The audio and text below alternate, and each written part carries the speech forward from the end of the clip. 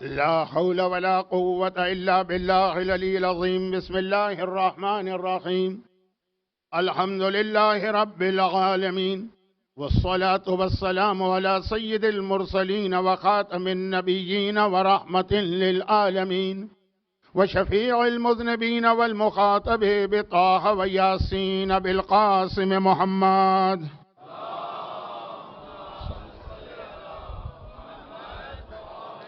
وآله الطيبين الطاهرين المعصومين المظلومين المنتجبين الميامين، الذين أذهب الله عنهم الرجس وطهرهم تطهيرا.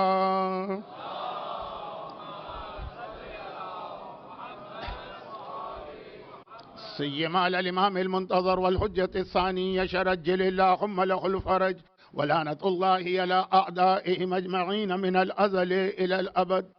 أما بعد، فقد قال الله عز وجل في كتابه المبين وفرقانه المتين وقرآنه المجيد وقوله الحق: بسم الله الرحمن الرحيم. الذين يتبعون الرسول النبي الأمي الذي يجدونه مكتوبا عندهم في التوراة والإنجيل يأمرهم بالمعروف وينهاهم عن المنكر ويحل لهم الطيبات ويحرم عليهم الخبائث ويضع عنهم إصرهم والأغلال التي كانت عليه. وقال سبحانه وتعالى: ولقد جاءكم رسول من أنفسكم عزيز عليه ما عنتم حريص عليكم بالمؤمنين رؤوف رحيم.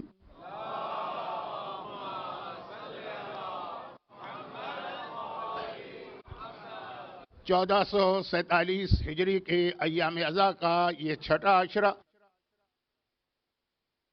جو اگرچہ 10 میں سے 5 مجالس خصوصیت رکھتی ہیں، لیکن بنیادی اعتبار سے یہ ذکر رسالت کے حوالے سے ہے، اس لیے شان نبوت و عظمت رسالت ہمارا عنوان ہے۔ اور جیسا کہ کل بھی میں نے عرض کیا تھا کہ اگرچہ جگہ جگہ قرآن پیغمبر اسلام کا تعارف بھی کرا رہا ہے، ان کی عظمت بھی بتا رہا ہے، ان کی شان کا تذکرہ بھی کر رہا ہے، ان کی فضیلت بھی ہمارے سامنے پیش کر رہا ہے، اور یہ بھی بیان کر رہا ہے کہ ان کو سمجھو کہ ان کا اسٹیٹس کسی ڈاکیے کا یا کوریئر کا نہیں ہے کہ وہاں سے بس ایک پیغام لیا، تم تک پہنچایا، چلے گئے، بس کام ختم۔ جگہ جگہ قرآن اس کی وضاحت کر رہا ہے، مگر 2 آیتیں اس اعتبار سے بہت اہم ہیں۔ ایک سورہ اعراف کی آیت نمبر 157 اور دوسری سورہ توبہ کی سیکنڈ لاسٹ آیت۔ اور آج میں نے یہ دونوں آیتوں کی تلاوت کی ہے، اور انہی آیتوں کو ذہن میں رکھتے ہوئے آج کے مجلس سمیت جو ہماری 9 مجالس ہیں ان کا اکثر حصہ ہوگا، اکثر، اس لیے کہ اس میں ایک آدھ اور ایسی خاص تاریخ آ رہی ہے کہ میں اپنے اس موضوع سے ہٹوں گا۔ آیت کا ترجمہ کر لوں، اس لیے کہ کل بھی مجھے وقت نہیں ملا تھا ترجمے کا۔ پہلی آیت سورہ اعراف کی آیت نمبر 157، سورہ اعراف سورہ نمبر 7۔ اگرچہ اس سورے میں قرآن کریم کے دیگر سوروں کی طرح اور بہت سارے بہت اہم پیغام موجود ہیں، اور یہ سورہ اور سورہ جمعہ، سورہ اعراف اور سورہ جمعہ، ان دونوں میں ایک ایک آیت ایسی آئی ہے جو قرآن کے عام انداز اور اسٹائل سے بالکل ہٹ کر، لیکن آیت قرآن میں آئی ہے اور اس میں کوئی شک نہیں ہے۔ یہ لفظ میرا یاد رکھیے گا کہ اس میں کوئی شک نہیں، اس لیے کہ آج جو دوسری آیت میں نے تلاوت کی ہے وہ سورہ توبہ کی سیکنڈ لاسٹ آیت، اس میں شک ہے۔ بعض مسلمانوں نے اسے قرآن کی آیت نہیں سمجھا، ہمارے یہاں کوئی اختلاف نہیں، لیکن بعض مسلمانوں کے پاس یہ سورہ توبہ کی آخری 2 آیتیں قرآن نہیں۔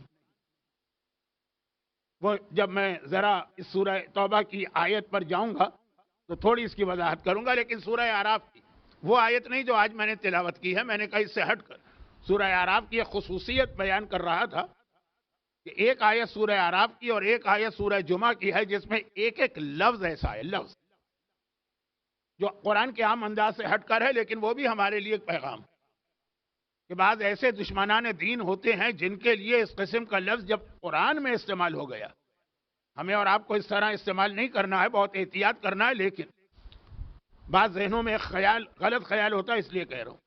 اس سورہ اعراف میں بلعم باعور یا بلعم باعورہ کا تذکرہ ہے. میں بہت زیادہ بلعم باعور کا ذکر کرتا رہتا ہوں، وہ کہ جس کی دعا قبول ہوتی تھی، لیکن جب اس نے نبی خدا کے خلاف، پرانی بات ہے، دعا کرنا چاہی تو اس کی زبان پلٹ گئی، دعا نہ کر سکا تو قرآن نے کیا کہا؟ مثلہ کا مثل الکلب، اس کی مثال کتے جیسی. قرآن نے ایک شخصیت کا ذکر کیا، ایک کا، اور اس کے لیے لفظ کتا استعمال کیا. آپ تو جانتے ہیں عربی کا لفظ ہے، لیکن ایسا کہ اردو والے بھی جانتے ہیں، اور آپ تو عرب دنیا میں رہتے ہیں. مثلہ کا مثل الکلب.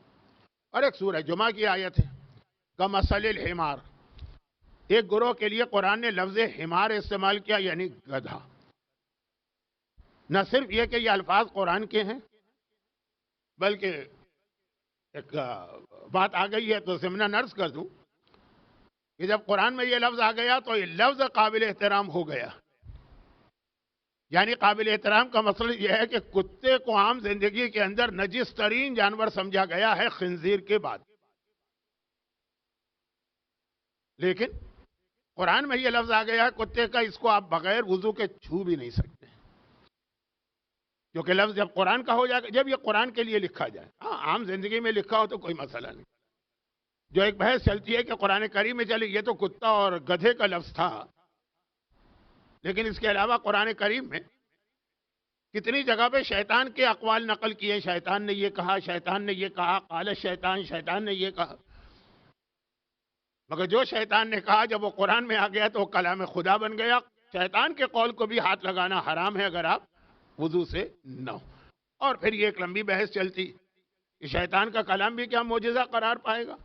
ماہ مبارک رمضان میں تفسیر قرآن کے ذیل میں علماء اس کا بیان کرتے رہتے ہیں، لیکن بات سورہ اعراف کے تعارف میں اتنی لمبی نہ ہو جائے کہ اصل بات پھر رہ جائے ترجمہ. الذین یتبعون الرسول النبی الامی، پیغمبر کے 3 لقب قرآن کی اس آیت میں آئے. جو لوگ نجات پائیں گے، جو آخر آیت میں آیا لفظ، میں نے آج پوری آیت نہیں پڑھی تھی، آخری ٹکڑا چھوڑ دیا کیونکہ کل کچھ لوگوں نے کہا کہ آپ کا خطبہ بھی لمبا ہوا، آیت بھی اتنی لمبی ہوئی کہ ہمیں لگا کہ عربی میں آپ مجلس پڑھ رہے ہیں. آیت ذرا لمبی ہے، میں خود جانتا ہوں، تو آخری ٹکڑا چونکہ فی الحال ہماری آج کی مجلس سے ریلیٹڈ نہیں، لیکن وہ ہے یہی کہ اولئک هم المفلحون. یہ جن لوگوں کی خاصیت اوپر بیان کی جا رہی ہے یہی لوگ نجات پائیں گے. فلاح، نجات.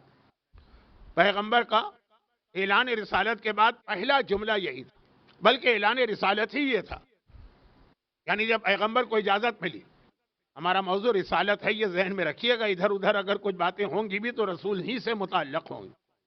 جب پیغمبر کو اجازت ملی کہ اب جاؤ اپنی رسالت کا اعلان کرو تو پہلا جملہ ہی یہ تھا کہ قولوا لا الہ الا اللہ تفلحوا، میں تمہارے لیے فلاح کا، نجات کا پیغام لے کے آیا ہوں، اور وہ ہے لا الہ الا اللہ.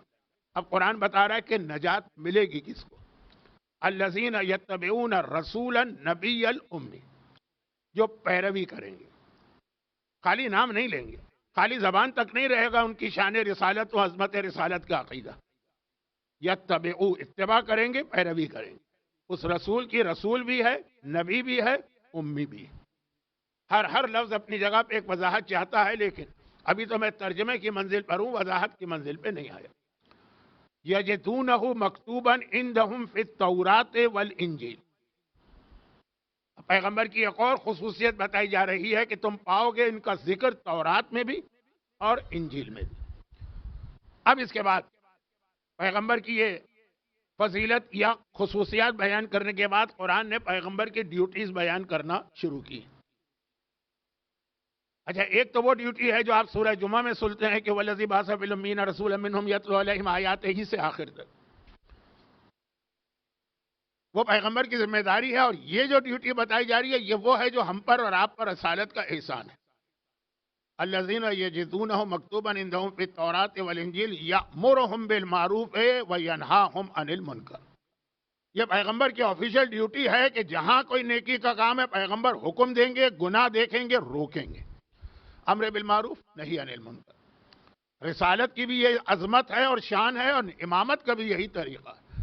آقا حسین کا آخری وصیت نامہ یہی تھا نا مدینے سے نکلتے وقت، ارید ان آمر بالمعروف و انہا عن المنکر. خالی یہ نہیں کہا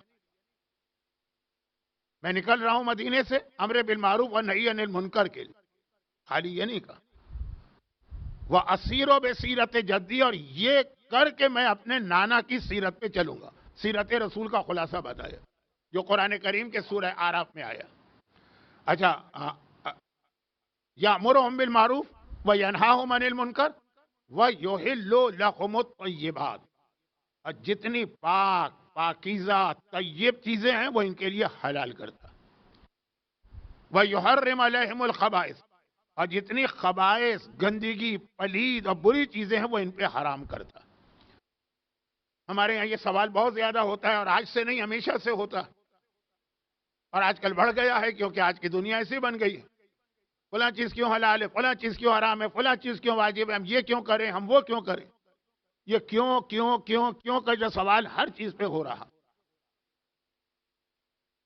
داڑھی کیوں حرام ہے، حجاب کیوں واجب ہے، شراب کیوں حرام ہے، میوزک کیوں حرام ہے، خنزیر کا گوشت کیوں حرام ہے، نماز کیوں واجب ہے، روزہ کیوں واجب ہے، خمس کیوں واجب ہے. قرآن نے دو لفظوں میں جواب دے دیا. جو حرام کیا اس لیے حرام کیا کہ وہ خبیث ہے، پلیدی ہے، گندگی ہے، نقصان دہ چیز. اور جو حلال کیا تو وہ اس لیے حلال کیا کہ وہ طیب ہے، وہ پاک ہے، وہ پاکیزہ. ہو سکتا ہے کہ کبھی تمہیں پاک چیز جو ہے وہ اچھی نہ لگے. ہو سکتا ہے کہ بچہ شوق سے زمزم نہ پیے، کوئی کولا یا سافٹ ڈرنک پی لے. ابھی میں اس کو حلال حرام کی بات نہیں کر رہا، میں مزے کی بات کر رہا ہوں. قرآن نے کہا فارمولہ یاد رکھو، جو چیز حلال ہے وہ اس لیے حلال ہے کہ وہ پاک ہے، جو حرام ہے وہ اس لیے حرام ہے کہ وہ خبیث ہے. اور یہ پیغمبر کی ذمہ داری ہے، خالی ذمہ داری نہیں ہے، یہ پیغمبر کا تم پر احسان ہے. تمہیں نہیں معلوم، لا علمی میں تم گندی چیز بھی استعمال کرو گے، پلیدی چیز بھی استعمال کرو گے، نقصان دہ چیز بھی استعمال کرو گے.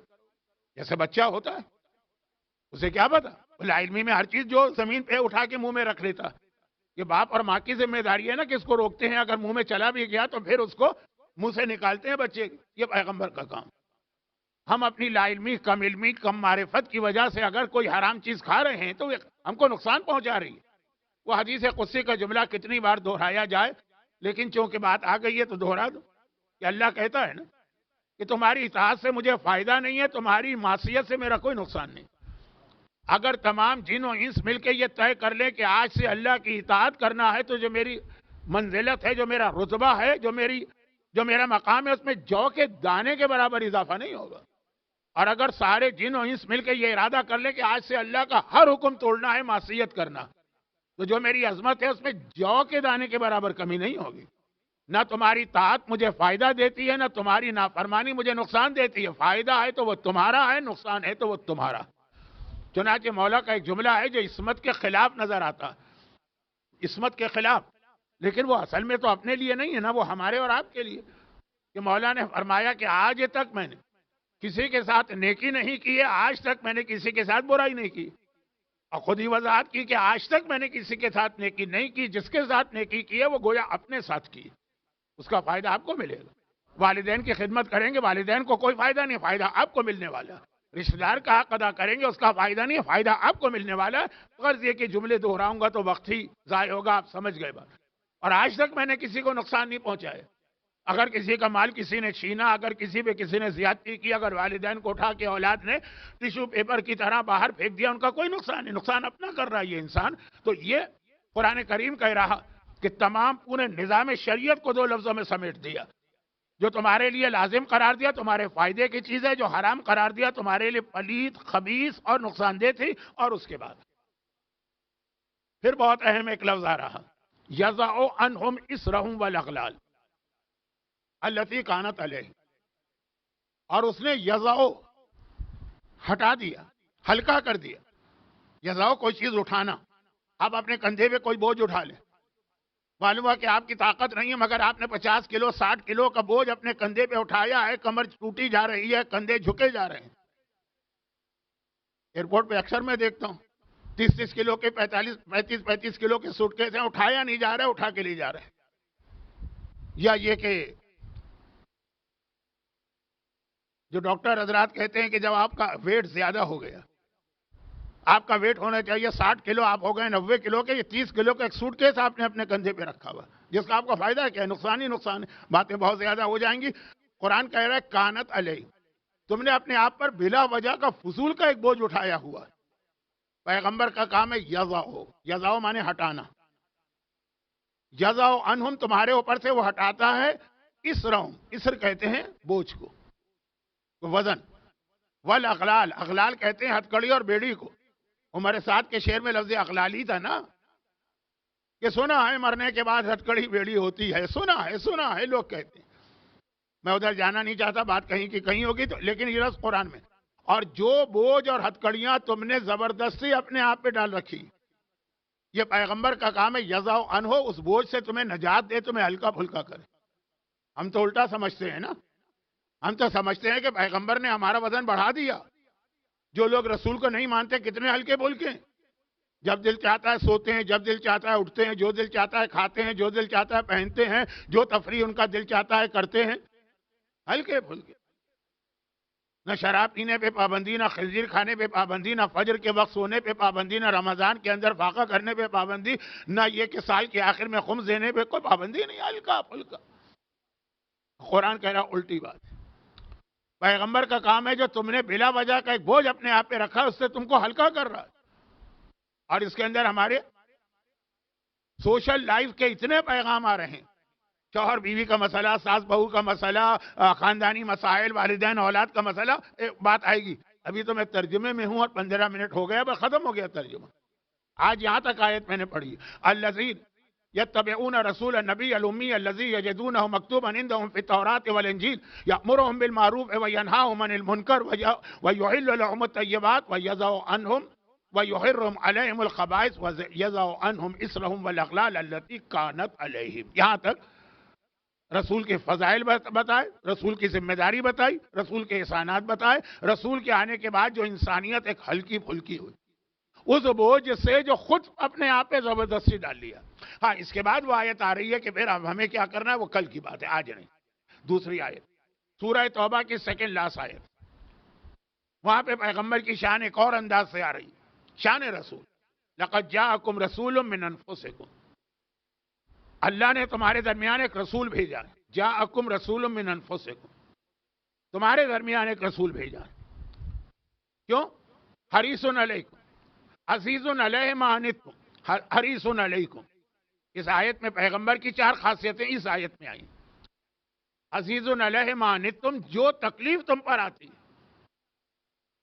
اس کا صدمہ, اس کا دکھ, اس کا وہ شاخ گزرنا, وہ زحمت رسول کو ہوتی. تکلیف تم پر آئی ہے, مصیبت تم پر آئی ہے, تڑپ رہے ہیں اللہ کے رسول. قرآن کی آیت. حریص علیکم, اور وہ تمہارے لیے حد سے زیادہ شوقین ہے کہ تم جنت میں جاؤ. بالمؤمنین رؤوف, صاحبان ایمان کے لیے مہربان ہے, اور رحیم, صاحبان ایمان کے لیے رحیم. بالمؤمنین رؤوف رحیم. 4 خاصیت. عزیز, اس پر یہ تمہاری زحمت اس پر گراں گزرتی. حریص, وہ شوقین ہے تمہیں جنت پہ لے جانے کا. رؤوف, مہربان ہے. رحیم, رحیم. اب دیکھیں یہاں پہ گویا قرآن نے شان رسالت آخری منزل پہ پہنچا دی. کیا کہہ کر کہ یہ رسول رحیم ہے. اور پورا قرآن کس کو رحیم کہہ رہا ہے؟ بسم اللہ الرحمن الرحیم. یا اللہ رحیم ہے, یا اللہ کا نمائندہ رحیم. جو لقب اللہ کا ہے, جو خاصیت اللہ کی ہے, جو صفت اللہ کی ہے, جو اسپیشلٹی اللہ کی ہے, کہ وہی میرے حبیب کی بھی ہے. دیکھیں اپنے برابر قرار دیا جا رہا ہے, چاہے لفظ کی منزل پہ صحیح, لیکن یہ کتنی بڑی عظمت رسالت ہے کہ قرآن کہہ رہا ہے کہ یہ بھی رحیم, وہ بھی رحیم. اب یہ خالی ترجمہ میں نے کیا ہے, ابھی تو میں فضائل پر اور شان رسالت پہ آیا ہی نہیں. یہ ایک ایک جملہ وضاحت طلب ہے, لیکن یہ اور وہ آیتیں ملا کر پیغمبر کی ایک تصویر ہمارے ذہن میں آ رہی ہے, جو میری زندگی بھر کے موضوعات کے خلاف جا رہی ہے. اور میں کیا بیچتا ہوں, میری کیا حیثیت ہے؟ بہت ساری احادیث, بہت ساری دعائیں, چاہے وہ دعائیں کمیل ہو, اس کے بھی خلاف جا رہی. جو پیغمبر کی ایک تصویر ان آیتوں کو سننے کے بعد ذہن میں بنتی, جو قرآن کریم پیغمبر کا ایک اسکیچ ہمارے سامنے بنا کے پیش کر رہا, چاہے وہ دعائیں کمیل ہو, چاہے وہ آقا حسین کی دعائیں عرفہ ہو, چاہے وہ چوتھے امام کی دعائیں ابو حمزہ الصومالی ہو, چاہے وہ مظلوم آقا کی پوری صحیفہ کاملہ ہو. اچھا, یہ ساری چیزیں تو آپ پڑھتے نہیں, پڑھتے بھی ہیں تو عربی میں, ہم جیسوں کی تقریر اردو میں سنتے ہیں. تو اس میں ہوتا کیا؟ اس میں امام ہی کی حدیثیں ہوتی ہیں نا. ہم یہ تو نہیں کہہ سکتے کہ میں یہ کہہ رہا ہوں تو مانے. تو وہ بالکل مختلف ہے. وہ کیا؟ وہ یہ ہے کہ دعائے کمیل میں عذاب جہنم کا تذکرہ. اور یہاں تک ہے کہ بندہ تڑپ تڑپ کے کہہ رہا ہے مجھے معاف کر دے. کب کہہ رہا ہے؟ تاما عذاب ہے. جب عذاب کا مزہ چکھ چکا آ گیا ہے عذاب. معافی کی بات اس کے بعد شروع ہو رہی. چاہے دعائے عرفہ ہو. دعائے عرفہ چاہے امام بارگاہ علی رضا میں عرفے کے دن پڑھیں یا میدان عرفات میں احرام پہن کے پڑھیں. یہ لفظ بہت اہم ہے. تب اگر یاد رہے تو کل اس کی وضاحت ہوگی. چاہے آپ حج کے دوران ہو چاہے آپ امام بارگاہ میں. دعائے ابو حمزہ صومالی مولا سجاد رو رہے ہیں. دعائے ابو حمزہ صومالی نام ابو حمزہ کا ہے. دعا تو چوتھے امام کی ہے نا. دعائے کمیل نام کمیل کا ہے. دعا تو مولا متقیان نے ارشاد فرمائی. تو دعائے ابو حمزہ صومالی کا جملہ نہیں. مولا آپ کیوں رو رہے ہیں؟ کہ اب کی لے خروج روحی، اب کی لے ذیق لادی، اب کی لے سوال منکرین و نکیرین فی قبری، اب کی لے خروج من قبری حاملا ثقلی علی ظہری. مولا سجاد آپ کیوں رو رہے ہیں؟ کہ میں رو رہا ہوں اس وقت کو یاد کر کے جب قبر اپنے درمیان مومن کو لے کے دباتی ہے، ہر میت کو. میں رو رہا ہوں اس وقت کو یاد کر کے جب منکر و نکیر آ کے سوال کیا کرتے ہیں. ہم اور آپ تو اس کو ڈانٹ کے بھگانے کے چکر میں ہے نا. دیکھیے گا آج ابھی میں ربط دے رہا ہوں. ابھی میری مجلس شروع نہیں ہوئی. ابھی ترجمے کے فوراً بعد تمہید پر ہوں. میں رو رہا ہوں اس دن کو یاد کر کے جب قبروں سے نکالا جائے گا. تمام زندگی کے اعمال کا بوجھ کمر کے اوپر ہوگا. اپنے اعمال کا بوجھ اٹھا کے میدان قیامت میں کھڑے ہو رہے. یہ دعائے ابو حمزہ صومالی، وہ دعائے کمیل، وہ آقا حسین کی دعائے عرفہ. یہاں جو تصویر بن رہی اور وہ جو سورہ توبہ کی آخری آیت بالمؤمنین رؤوف الرحیم. رؤوف بھی ہے رحیم بھی ہے. رؤوف یعنی مہربان، رحیم تو اللہ کی صفت. اور یہاں پہ ایک جملہ میں کہتا ہوں، عذاب قبر کی سخت ترین روایات جو ہمارے پاس آئیں، روایات علماء کے واقعات نہیں، کسی انتہائی قابل بھروسہ مرجع وقت کا خواب نہیں. یعنی میں مذاق نہیں اڑا رہا ہوں ان کے خواب کا. اس لیے میں نے کہا انتہائی قابل احترام مرجع کا خواب بھی نہیں.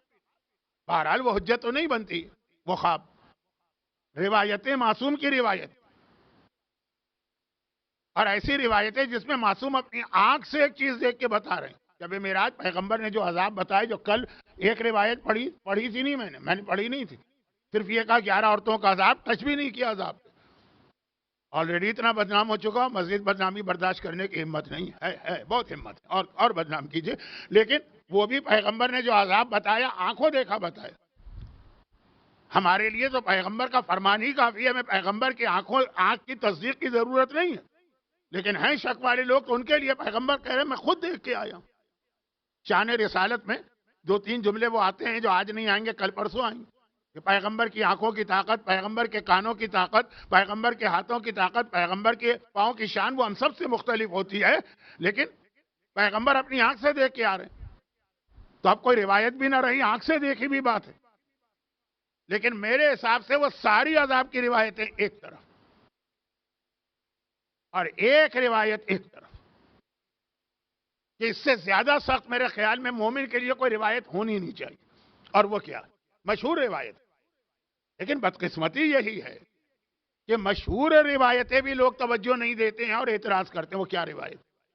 تاریخ اسلام میں اور تاریخ پیغمبر میں حل جزاء الاحسان الا الاحسان، یہ اسلام کا اصول ہے. جس نے تمہارے ساتھ نیکی کی ہے کبھی اس کی نیکی کو بھولنا نہیں. یہ تو میں نے لفظ استعمال کیا. قرآن نے بھولنے کی بات نہیں کی، قرآن کا بدلہ بھی دینا ہے. ایک تو آپ کہیں کہ ہاں مجھے احسان یاد ہے، بس یاد ہے بس، آگے کیا کرنا یہ نہیں. قرآن یہ کہہ رہا ہے کہ خالی یاد کافی نہیں، اگلا مرحلہ ہے جزاء الاحسان الا الاحسان. وہاں سے نیکی آئی ہے، تمہاری طرف سے نیکی جائے. لیکن وہ تو بات کا مرحلہ ہے نا. آپ اس کے ساتھ نیکی کب کریں گے؟ جب آپ کو یاد ہو اس نے آپ کے ساتھ کیا کیا. آج کل تو عام مومنوں کا طریقہ ایسا ہے کہ جیسے وہ پیدا ہوئے اس دن سے لے کے آج تک ان پہ کسی نے کوئی احسان نہیں کیا. نہ والدین نے کوئی احسان کیا، نہ اساتذہ نے کوئی احسان کیا، نہ کسی دوست نے کوئی احسان کیا، نہ نیشنلٹی دلوانے والے نے کوئی احسان کیا، نہ ویزا دلوانے. ہم کسی کے احسان مند نہیں. یہ وہ کہہ رہا ہے کہ جو بچپنے میں ایک مکھی اپنے اوپر سے نہیں اڑا سکتا. تو یہ جو ایک مزاج بن گیا نا، غرور اور تکبر اور گھمنڈ کا مزاج، تو اس میں نے کہا کہ پہلا مرحلہ یاد کرو، پھر اس کے بعد بدلے کی بات کرو کہ اب ہمیں کیا کرنا. تو تاریخ ہے اسلام میں جنہوں نے اسلام پر احسان کیا، نہیں، جنہوں نے پیغمبر اسلام پر احسان کیا، بہت بڑا لفظ ہے پیغمبر پر کوئی احسان کرے، ان میں اہم ترین نام اس شخصیت کا ہے جن کی وفات کی آج رات ہے۔ میں اپنے موضوع پر بھی ہوں، ان کی وجہ سے، ان کی وفات کی وجہ سے میں موضوع سے ہٹنا نہیں چاہتا ہوں، گرچہ ان کا حق یہ ہے کہ ہٹا جائے موضوع سے، لیکن جب موضوع میں رہ کر بھی ان کا حق ادا ہو سکتا، اور یہ جملہ میرا نہیں ہے، میں کیا حیثیت رکھتا ہوں کہ کہوں فلاں نے پیغمبر پر احسان کیا؟ خود پیغمبر کا یہ جملہ ہے کہ ابو طالب کے بعد فاطمہ بنت اسد سے زیادہ کسی نے مجھ پر احسان نہیں کیا۔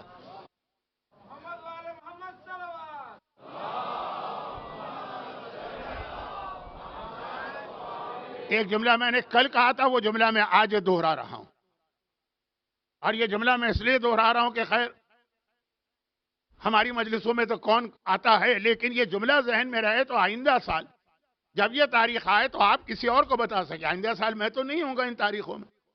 وہ یہ ہے کہ ہر آدمی آج کی مری سے مری حالت میں بھی اپنی ماں کو یاد کر ہی لیتا ہے، ماں کی قبر پہ بھی چلا جاتا ہے، ماں کے لیے فاتحہ بھی پڑھ لیتا ہے، ماں کی برسی آئے تو کچھ نہ کچھ کر لیتا ہے۔ مولا کی ماں کی اگر وفات کی تاریخ ہو تو کیا ان کا اتنا حق بھی نہیں ہے کہ 10 منٹ 15 منٹ آدھا گھنٹہ یا ایک رات کی اس مجلس میں کوئی مومن آ کے شریک ہو جائے؟ مجھے معلوم ہے کہ لا علمی ہے، اتنا نہیں معلوم لوگوں کو۔ اور ایک مسئلہ یہ بھی ہے کہ یہ جو شخصیتیں ہیں نا، ان کی وفات کی تاریخ میں اختلاف تو بے شک ہے، یہ تو شخصیتیں اپنی جگہ، جب معصومین کی ولادت و وفات کی تاریخوں میں اختلاف، اور اتنا اختلاف ہے کہ میں آپ کو بتاؤں گا تو آپ نہ صرف یہ کہ چکرا جائیں گے بلکہ شک و شبہ میں مبتلا ہو جائیں گے۔ اور وہ شک و شبہ یہ ہوگا کہ یہ جو بتا رہا ہے، یہ جو آدمی بات کر رہا ہے، یہ ہمیں کوئی شیعہ محب اہل بیت نہیں لگتا، یہ تو ہمیں ایسی ایسی تاریخوں کے بارے میں کنفیوز کر رہا ہے، اس لیے میں کہنا نہیں چاہتا ہوں۔ لیکن 14 معصومین ہیں، 14 معصومین کی 28 تاریخیں سمجھ لیجیے، ہر ایک کی ولادت، ہر ایک کی شہادت۔ آپ کہیں گے زمانے کے امام تو شہید نہیں ہوئے، غائب تو ہوئے نا، غیبت کی تاریخ سوائے 2 یا 3 تاریخوں کے 28 میں سے باقی سب اختلافی ہیں۔ نہ ہم یہ اختلاف چھیڑنا چاہتے ہیں، نہ ضرورت ہے ہماری قوم کو اس قسم کے اختلاف کی، آلریڈی پہلے ہی اتنے اختلافات ہمارے درمیان ہے، سر پھٹول ہو رہا، لیکن اس لیے کہنا پڑتا ہے کہ آج کی دنیا گلوبل ولیج بن گئی، ہر ایک کے ہاتھ میں واٹس ایپ ہے، ہر ایک کے ہاتھ میں فیس بک ہے، ہر ایک کے ہاتھ میں ٹک ٹاک ہے، ہر ایک کے پاس دنیا کے بہت سارے اپنے شیعہ چینل۔ تو یہ ہے کہ آپ اپنے علاقے میں ایک تاریخ سنتے آ رہے ہیں، وہاں چینل پہ کوئی اور تاریخ آ رہی، بلکہ کثیر تعداد میں اب لوگ پورا سال زیارت پہ جاتے ہیں، اپنے وطن میں ہم کوئی اور تاریخ شہادت کی مناتے ہیں، کربلا میں کوئی اور تاریخ ہوتی۔ تو اس لیے تھوڑا بہت یہ باتیں بتانا پڑتی ہیں تاکہ آپ ذہنی طور پہ تیار رہیں کہ کوئی شیعت کے 2 حصے نہیں ہو گئے کہ یہاں والوں کی الگ ہے، وہاں والوں کی الگ ہے۔ ہمیشہ سے اختلاف تھے ہمارے علاقے میں، کوئی تاریخ مشہور دیکھیں، شہزادی کی شہادت کے بارے میں ہر آدمی جانتا ہے، لیکن اب آج خاص طور پر آج کل جو ایک مسئلہ ہوا ہے، اور میں نے بہت پہلے یہ بات کہی تھی، اور جہاں پر میں کچھ عرصے خدمت انجام دے چکا امام بارگاہ سے منسلک ہو کے، وہاں پہ میں نے یہ تاریخ شامل کروائی تھی، اور وہ یہ ہے کہ ہمیشہ سے ہمارے ہاں 7 صفر 7ویں امام کی ولادت کی تاریخ تھی، اور میں نے دلیلوں سے ثابت کیا تھا کہ نہیں، وہ 20 سے لیج ہونا چاہیے، 20 یا 21 ایام اعظم میں کوئی ولادت آنا ہی نہیں چاہیے، اور ہے بھی نہیں۔ لیکن آپ دیکھیں گے کہ ہمارے 99% کیلنڈر میں پہلے یہی تھا، اب ٹھیک ہو رہا ہے، کیونکہ لوگوں کو 7ویں امام کی ولادت کا جشن بھی منانا ہے، اور ایام اعظم میں جشن نہیں بھی ہو سکتا، تو وہ جو دوسری تاریخ ہے اب اس کو اہمیت مل رہی ہے، لیکن ابھی تک بہت کم جگہوں پر۔ تو ایسی تقریباً ساری تاریخیں جو جناب فاطمہ بنت اسد کے بارے میں بھی اختلاف ہوگا، لیکن بہرحال 23 صفر جو آج شب ہے، اس کی ایک اہمیت ہے۔ تو آخری میں پھر وہی جملہ کہہ دوں کہ اپنی ماں کا آپ نے حق ادا کیا تو یقیناً بڑی خدمت کی، لیکن مولا کی ماں کو بھی یاد کر لیا کرے۔ فاطمہ بنت اسد وہ ہیں کہ جن کی واحد خصوصیت یہ نہیں ہے کہ وہ مولا کی ماں ہے، کیونکہ جس وقت مولا نے آ کر کہا تھا یا رسول اللہ، آج کی رات یعنی آج کا جو دن آیا 23 صفر 4 ہجرہ، 4 ہجری کی تاریخ تھی، 23 صفر، 4 ہجری جو ہے جنگ احد کے بعد ہے، جنگ خندق سے پہلے۔ یہ جملہ میں نے کیوں کہا؟ اس لیے کہا کہ جنگ خندق 5 ہجری میں ہوئی. 5 ہجری کی ایک نماز جنازہ سیرت رسول میں بہت نمایاں ہو کے آتی ہے، لیکن اس سے پہلے 4 ہجری کی نماز جنازہ، اس کا پیغام بھی بہت اہم ہے. 4 ہجری کی نماز جنازہ فاطمہ بنت اسد کی. 5 ہجری کی نماز جنازہ جنگ خندق کے واحد شہید کی. جنگ خندق میں جتنی بڑی فوج کفار مکہ لے کر آئے وہ نہ اس سے پہلے کبھی ممکن تھی نہ اس کے بعد، لیکن شہادت صرف ایک ہوئی مسلمانوں کی. صرف ایک آدمی شہید ہوا، اور وہ بھی میدان جنگ میں شہید نہیں ہوا، میدان جنگ میں زخمی ہوئے. سعد ابن معاذ. ایک ان کے جنازے کی کیفیت سنیں، لیکن وہ 1 سال بعد ہے. تو یہ جو جنازہ ہے فاطمہ بنت اسد کا، یہ 1 سال پہلے، یہ واضح کرنا ضروری ہے. میدان احد میں فاطمہ بنت اسد کا ہمارے سامنے رول آتا. بھئی پہلی لڑائی بدر کی ہوئی، بدر میں کوئی عورت نہیں تھی، کیونکہ پیغمبر بدر میں 100 کلومیٹر دور گئے تھے مدینے سے باہر. احد مدینے میں.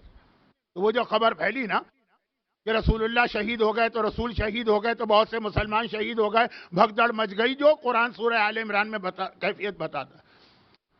اس کے نتیجے میں شہادتیں بھی ہوئیں اور زخمی لوگ بھی ہوئے. تو مدینے سے جو عورتوں کا پورا قافلہ نکل کے آیا ان زخمیوں کی مرہم پٹی کے لیے اور ان کو پانی پلانے، اس میں نمایاں نام شہزادی کونین کے ساتھ جناب فاطمہ بنت اسد کا. وہ میدان جنگ میں آئیں، انہوں نے زخمیوں کو پانی پلایا، انہوں نے زخمیوں کی مرہم پٹی کی، اپنی بہو کے ساتھ آئیں. اچھا، یہ بھی ایک عجیب جملہ ہے، سن لیجئے. اس جملے کی ایک اور دلچسپ قسم کی روایت کل یا پرسوں آئے گی، لیکن جملہ سن لیجئے. پیغمبر نے 3 بار اپنے نسب کے حوالے سے 3 اپنی خصوصیتیں بتائیں الگ الگ موقعوں پر. ایک مرتبہ فرمایا انا ابن الذبیحین، میں بیٹا ہوں 2 ایسی شخصیتوں کا جو راہ خدا میں ذبح ہونے جا رہی تھی. انا ابن الذبیحین. جیسے چوتھے امام فرماتے تھے انا ابن الخیارتین، میں 2 بہترین خاندانوں کا بیٹا ہوں. والدہ کا تعلق ایران کے بہترین خاندان سے، والد کا تعلق تو خیر امام معصوم. تو رسول خدا کا جملہ ہے نا انا ابن الذبیحین، میں 2 ذبیح کا بیٹا ہوں. ایک حضرت اسماعیل، وہ بھی ہر ایک کو معلوم، اور ایک حضرت عبداللہ جن کو ذبح کرنے کی پوری تیاری ہو گئی تھی، اور پھر وہ 100 اونٹوں کا مسئلہ آ گیا. واقعہ مشہور بھی ہے اور اس وقت موضوع سے ہٹ کر ایک جملہ. دوسرا پیغمبر کا جملہ تھا انا ابن العواتق، اور یہ جملہ تو اتنا اہم تھا کہ جنگ حنین بہت اہم جنگ ہے. دعائے نطبہ میں بھی آیا ہے قاتل بدریہ والحنینیہ، اہل بیت سے انتقام لیا گیا بدر کا اور حنین کا. حنین بہت اہم جنگ ہے، بہت توجہ چاہتی ہے، بہت تفصیل چاہتی ہے، وقت نہیں نہ موضوع ہے. چلے اصل بات یہ کہ موضوع بھی نہیں. اس میں پیغمبر بار بار کہتے انا ابن عبد المطلب، میں عبد المطلب کا بیٹا ہوں. انا ابن العواتق، میں عواتق کا بیٹا ہوں. اور تیسرا یہ جملہ انا ابن الفواطم، میں فواطم کا بیٹا ہوں. پھر جملہ یاد دلا دوں کہ یہ تاریخ رسول کی ہیں، تو شان رسالت، عظمت رسالت، پیغمبر کے کچھ واقعات، لیکن ترتیب کے ساتھ موضوع کے اندر. انا ابن العواتق، میں عواتق کا بیٹا ہوں. انا ابن الفواطم، میں فواطم کا بیٹا ہوں. یہ پیغمبر فخر کر رہے ہیں. عواتق جمع ہے، پلورل ہے عاتقہ کی. عاتقہ عورتوں کا نام ہے، خاندان رسالت میں عاتقہ. عاتقہ کے معنی پاک پاکیزہ عورت. پیغمبر نے کہا میں عواتق کا بیٹا ہوں. اس میں اب یہ دونوں پہلو نکل رہے ہیں. یہ بھی نکل رہے ہیں کہ جو اس کے معنی ہیں وہ پیغمبر بتا رہے ہیں کہ میں پاکیزہ خواتین کی نسل سے ہوں، ارحام مطہرات. اور یہ بھی کہ میرے خاندان میں عاتقہ نام کی بہت عورتیں، اور دونوں صحیح ہیں. لیکن عاتقہ میرا آج کا موضوع نہیں.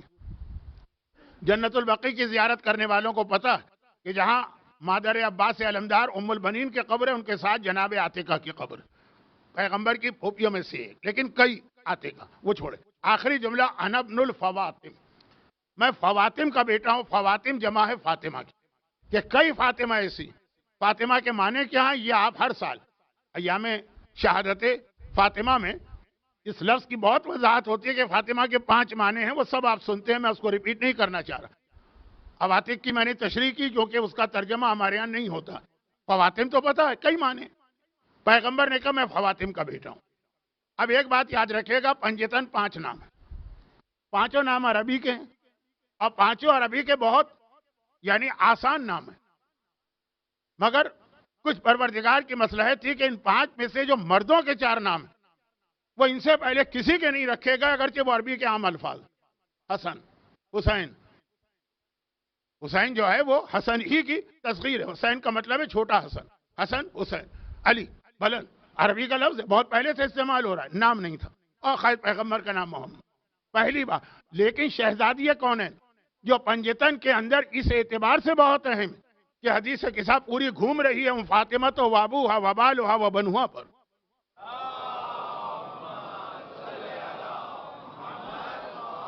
فاطمہ نام اتنا اہم، لیکن فاطمہ نام عربوں میں اس سے پہلے بہت رائج تھا۔ خاندان اہل بیت میں ایک وقت میں 18 خواتین کے نام فاطمہ ہوتے تھے ایک وقت میں، اس کی جمع ہے فواتم، اور تاریخ میں لفظ کئی جگہ آیا ہے۔ مثلا پیغمبر نے ہجرت کر لی، علی کو چھوڑ گئے، کہا علی تمہاری 2 ذمہ داریاں، جو امانتیں میرے پاس ہیں وہ واپس کر دینا ان کے مالکوں کو، اور خاندان کی جتنی عورتیں ہیں ان سب کو اپنے ساتھ لے کے آنا۔ مولا نے امانتیں واپس کر دی، اگلی صبح بیدار ہوئے اور قریش آئے اور کہا کہ محمد کہاں ہے؟ مولا نے ڈانٹ کے کہا کیا میرے حوالے کر کے گئے تھے جو مجھ سے پوچھ رہے؟ اور سب کو گھر سے نکالا اور پھر امانتیں ادا کی۔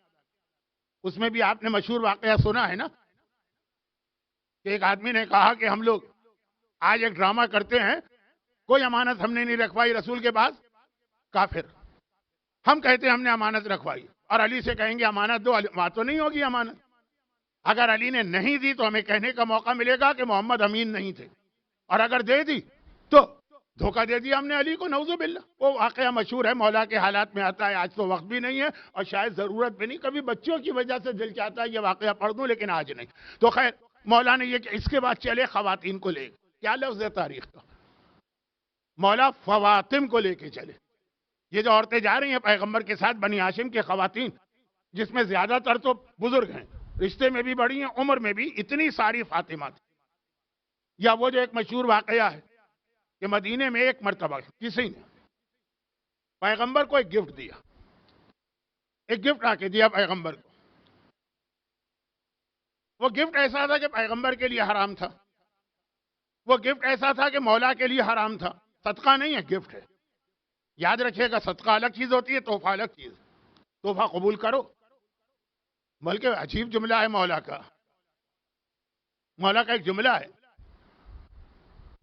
کہ اگر کوئی کسی کو خلوص سے تحفہ دے اور وہ قبول نہ کرے تو یہ آدمی گدھا ہے جو قبول نہیں کر رہا ہے۔ یہ مولا کا لفظ ہے، لیکن میں نے وضاحت شروع میں کر دی کہ لفظ گدھا تو قرآن نے بھی استعمال کیا ہے، لیکن وہ تحفہ جو خلوص سے دیا جائے، کسی اپنے فائدے کے لیے نہ دیا جائے، کیونکہ نہج البلاغہ میں مولا کا وہ خطبہ بھی ہے کہ یاد نہیں ہے کل رات کو ایک آدمی شہد لے کے میرے پاس آیا تھا اور میں نے وہ شہد ٹھکرا دیا کہ یہ تو سانپ کے زہر اور قے سے بھی زیادہ بدتر چیز لا رہے، کیونکہ حکمران کو جو تحفہ دیا جاتا ہے وہ رشوت کی وجہ سے دیا جاتا ہے۔ مولا نے وہ ٹھکرایا، اتنا ٹھکرایا کہ پورا خطبہ نہج البلاغہ میں آ گیا، جس کے اگلے حصے میں جناب عقیل کا تذکرہ ہے کہ اس نے بھی مجھ سے کچھ مطالبہ کیا، عقیل نے مجھ سے کچھ مانگا، اس آدمی نے مجھے کچھ دیا، نہ میں نے ان کی بات مانی جو میرے بڑے بھائی ہیں، نہ اس کی بات مانی جو تحفہ دے رہا۔ تو تحفہ جو ہے وہ قبول کرنے کا اسلام میں بہت سختی سے حکم ہے، سوائے اس کے کہ اس تحفے کے پیچھے کوئی برا مقصد ہو۔ یاد ہے واقعہ نا ابو ذر غفاری، ابو ذر غفاری جن کی ایک حدیث میں ابھی پڑھنے والوں، بہت اہم حدیث ہے، شاید آپ نے سنی ہو، میں تو یہ جملہ کہتے ہوئے شرمندہ ہوتا ہوں کہ آپ لوگ ایک سال میں ہی ایام ازا کے درمیان نہیں، پورے سال امام بارگاہ علی رضا میں اتنے علماء کو سن لیتے، ان کی ریسرچ کہاں، میری ریسرچ کہاں، تو سنی ہوگی، لیکن وہ بات کی چیز ابھی تحفے کی بات۔ ابو ذر غفاری آپ کو پتا ہے کہ وہ بڑے بے باک قسم کے مقرر تھے، جو غلطی دیکھے وہیں ٹوک دیتے تھے، وہ امر بالمعروف نہی عن المنکر۔ جس دن اسلام قبول کیا تھا نا، پیغمبر سے ایک شریعت میں ایک اجازت چاہیے تھی، یا رسول اللہ جو آپ نے ایک حکم جاری کیا ہے نا، مجھے اس حکم سے معاف کر دیں۔ طائف والوں نے جنگ حنین جو ہے ابھی ذکر آیا نا، اس کے اختتام پہ طائف تھا۔ طائف بہت پیسے والے لوگ، بہت پیسے والے، اور جہاں پیسہ آتا ہے وہاں غرور آتا ہے، جہاں پیسہ آتا ہے وہاں گھمنڈ آتا ہے، جہاں پیسہ آتا ہے وہاں ایروگینس آتا ہے۔ تو سب سے مغرور قوم طائف کی تھی، مکے کے کافروں سے بھی زیادہ۔ لیکن آخر میں، سب سے آخر میں، ان کو پیغمبر نے ان پہ حملہ کر کے ان کو شکست دی. آئے یا رسول اللہ، چلیں اب تو شکست کھا گئے، اسلام قبول کریں گے، مگر ایک چیز سے ہمیں معاف کر دیں، ہاں نماز. پیغمبر نے کہا نہیں چاہیے، اسلام وداؤٹ نماز اسلام نہیں. ہر چیز میں معافی مل سکتی ہے، نماز میں نہیں. وہ طائف والے تھے. یہ کب کی بات ہے؟ پیغمبر کی زندگی کے آخری سالوں. اور ابو ذر کہہ رہے ہیں مجھے بھی ایک چیز سے معاف کر دیں. یہ کب کی بات ہے؟ پیغمبر کی تبلیغ رسالت کے پہلے یا دوسرے مہینے کی. ابو ذر 5ویں مسلمان ہیں. اس وقت تک صرف 4 آدمی اسلام لائے تھے بالکل شروع میں. ایک یہاں پہ درخواست آئی شروع اسلام میں، ایک وہاں پہ درخواست آئی آخر اسلام. آخر اور شروع سے مطلب ہے پیغمبر کی رسالت کے 23 سال، شروع اور آخر. پیغمبر نے کہا ابو ذر میں تمہیں اس حکم سے ایگزمپٹ کر دیتا ہوں، معاف. یہ نہیں، وہ کیا ہے؟ کا تقیہ. میں تقیہ نہیں کروں گا. جہاں پہ کوئی غلط بات ہوگی میں بولوں گا، ورنہ باقی تو ہر ایک کے لیے حکم ہے نا کہ تقیہ کرو. سلمان فارسی تک کے لیے تقیہ کا حکم تھا. ابو ذر ہر جگہ بولتے تھے. اس بولنے کی وجہ سے حکمران عاجز ہے. میں بہت اشاروں میں بات کر رہا ہوں کہ کون سا زمانہ کیا ہے، سمجھ جائیں. لیکن جب دیکھا کہ کسی طریقے سے قابو میں نہیں آ رہے ہیں ابو ذر، تو دل میں خیال آیا انہیں خریدا جائے. یہ ایک طریقہ ہوتا ہے خریدنے کا. کیسے خریدا جائے؟ انہیں تحفے دیے جائیں. میں دوں گا تو یہ ٹھکرا دیں گے. اپنے غلام کو بلایا اور کہا تمہیں آزادی چاہیے. دیکھیے آزادی بہت بڑی چیز. غلامی، آپ کہیں نوکری کرتے ہیں نا، نوکری کو بھی ہمارے اردو میں کہتے ہیں غلامی. اگر آپ کا باس یا آپ کی کمپنی کا مالک ٹھیک نہ ہو تو آپ کو اندازہ ہوگا، آپ کا خون چوس کے پی جاتا ہے وہ. جبکہ وہ غلامی نہیں ہے. غلامی تو بالکل ٹوٹلی آپ اس کے کنٹرول میں. خریدا ہے اس نے. کہا کہ میں تمہیں آزاد کروں گا، شرط یہ ہے کہ تم ابو ذر کو میرا تحفہ قبول کرنے پہ آمادہ کر دو، یہ لے جاؤ. وہ لے کے گیا ابو ذر کے پاس غلام. کہا کہ یہ تحفہ قبول کر لیجئے. حکمران نے بھیجوایا. ابو ذر، اچھا ابو ذر کی لاٹھی بہت مشہور تھی. وہ لاٹھی لیتے تھے، وقت ہوتا تھا اس سے سر بھی پھاڑتے تھے لوگوں کی جہاں پہ ایسا موقع آتا ہے. تو ابو ذر نے ایک مرتبہ، یعنی ان کے سامنے غلط بات کرتے ہوئے آدمی ڈرتا ہے، صحیح بات پہ نہیں، غلط بات. غلام نے کہا، انہوں نے منع کر دیا، میں الفاظ نہیں بتا رہا ہوں تو پتہ نہیں، ابھی تو فاطمہ بنت اسد کا زیادہ ذکر بھی نہیں ہوا اور وقت ختم ہو رہا ہے. ابو ذر نے کہا نہیں چاہیے. اس نے کہا اچھا آپ مجھ پر رحم کھائیے، اگر یہ تحفہ آپ قبول کر لیں گے تو میں آزاد ہو جاؤں. اب دیکھیے یہاں پہ وہ آ گیا انسانی ہمدردی کا پہلو، یہاں پہ آ گیا ایک مومن کی مدد، یہاں پہ آ گیا ایک مصیبت زدہ کا ساتھ دینا. آج کل انگریزی میں اس کے لیے ایک لفظ استعمال ہوتا ہے، مجھے انگریزی تو آتی نہیں ہے. اب یہ غلط استعمال کیا لفظ تو بعد میں اصلاح کر دیجیے گا، ابھی ممبر سے نہیں. Emotional black mailing. Emotional black mailing کہ اگر آپ یہ لے لیں گے تو میری آزادی. غلام کی آزادی اسلام کی اہم ترین عبادت. اس وقت زبان بند ہو چکی ہے، اشاروں سے کہہ رہی ہیں. کون؟ فاطمہ بنت اسد. جب آخری بیماری آئی تھی نا، عمر ہو گئی تھی، یہی 4 ہجری، یہی سفر کی آخری تاریخ ہے. تو ایک مرتبہ انہوں نے پیغمبر سے 1 مہینے پہلے پوچھا تھا کہ یا رسول اللہ میرا ایک غلام ہے، اگر میں اس کو آزاد کر دوں تو اس کا مجھے کیا ثواب ملے گا؟ پیغمبر نے کہا غلام کو آزاد کرنے کا اتنا ثواب ہے، اور غلام کی جسم کی ایک ایک بوڈی کے بدلے میں اللہ اتنی نیکیاں دیتا ہے، آتش جہنم کو اتنا دور کرتا ہے. یہ ان سے کہا، انہوں نے ارادہ کیا اور بیمار پڑ گئے. جب پیغمبر ان کی عیادت کے لیے آئے، فاطمہ بنت اسد جن کی وفات کی آج تاریخ بھی ہے اور تاریخ کا ایک واقعہ بھی ہے، تو اس وقت ان کی زبان جو تھی بیماری کی وجہ سے بولنے کے قابل نہیں تھی. اشارہ انہوں نے کیا اللہ کے رسول. پیغمبر سمجھ گئے. وہ اشارہ ایسا کیا پیغمبر سمجھ گئے. کہا چچی آپ بے فکر رہیے، یہ ذمہ داری آپ کی طرف سے میں ادا کروں گا، آپ کے اس غلام کو میں آزاد کروں گا. آخری وصیت تھی میرے اس غلام کو آزاد کر دینا. بہت بڑی عبادت، بہت بڑی نیکی تھی. زبان میں طاقت نہیں ہے، ہاتھ سے اشارہ کیا. پیغمبر سمجھ گئے اور کہا کہ یہ ذمہ داری چچی آپ کی ذمہ داری میں لیتا ہوں. تو ابو ذر سے کہا کہ آپ بہت بڑی نیکی. چوتھے امام کے بارے میں تو آپ سنتے ہیں نا کہ اتنے غلام آزاد کیے. ہر سال تقریباً 1000 غلام خرید کے آزاد کرتے تھے سال میں. کتنی بڑی ایک عبادت تھی. لیکن بات ہو رہی ہے ابو ذر کے اس جملے. غلام نے کہا تحفہ لے لیجیے، ایک ہی تحفہ، میں آزاد ہو جاؤں گا. کہا یہ حکمران کا تحفہ ہے، میں لے لوں گا، تم آزاد ہو جاؤ گے، میں اس کا غلام ہو جاؤں گا. تو یہ جو ایسے تحفے ہوتے ہیں نا، جو رشوت کو ذرا سا شوگر کوٹڈ کر کے بنا سنوار کے تحفے کے نام پہ پیش کیا جاتا ہے، اس کی سختی سے مذمت ہے. لیکن اگر خلوص سے ایک مسلمان نے آ کے پیغمبر کو تحفہ دیا، صدقہ نہیں، صدقہ تو ویسے ہی حرام ہے، پیغمبر کے لیے تحفہ حرام تھا، لینا حرام نہیں تھا، لے لیا، استعمال کرنا حرام تھا. مولا کو بلائے، اے علی میں تحفہ تمہیں دیتا ہوں، یہ تحفہ علی کے لیے بھی استعمال کرنا حرام تھا، لینا حرام نہیں تھا، استعمال حرام تھا. تم جا کے فواتم کو یہ تحفہ دو. بات ہو رہی ہے فواتم اس لفظ کی کہ یہ لفظ خاندان اہل بیت میں کتنا اہم بھی ہے اور کتنا پرانا بھی ہے. وہ کیا تحفہ تھا؟ خالص ریشم کا کپڑا. مرد کے لیے ریشم کا لباس پہننا حرام ہے، حرام الگ ہے، اور اگر اس میں نماز پڑھ لی تو نماز بھی غلط ہے. دیکھیے بہت ساری چیزیں حرام نہیں ہیں، نماز غلط. بہت ساری ایسی چیزیں جو حرام نہیں ہیں لیکن اس میں آپ نماز نہیں پڑھ سکتے. جیسے مثلا اگر آپ نے مضاف پانی سے وضو کیا تو مضاف پانی کا استعمال تو حرام نہیں، لیکن وضو غلط ہے، اس سے نماز غلط. مثالیں نہیں دے رہا ہوں، ٹائم بہت گزر گیا. تو تحفہ تو لے لیا پیغمبر نے. ریشمی تحفہ مرد کے لیے لینا حرام نہیں، پہننا حرام ہے.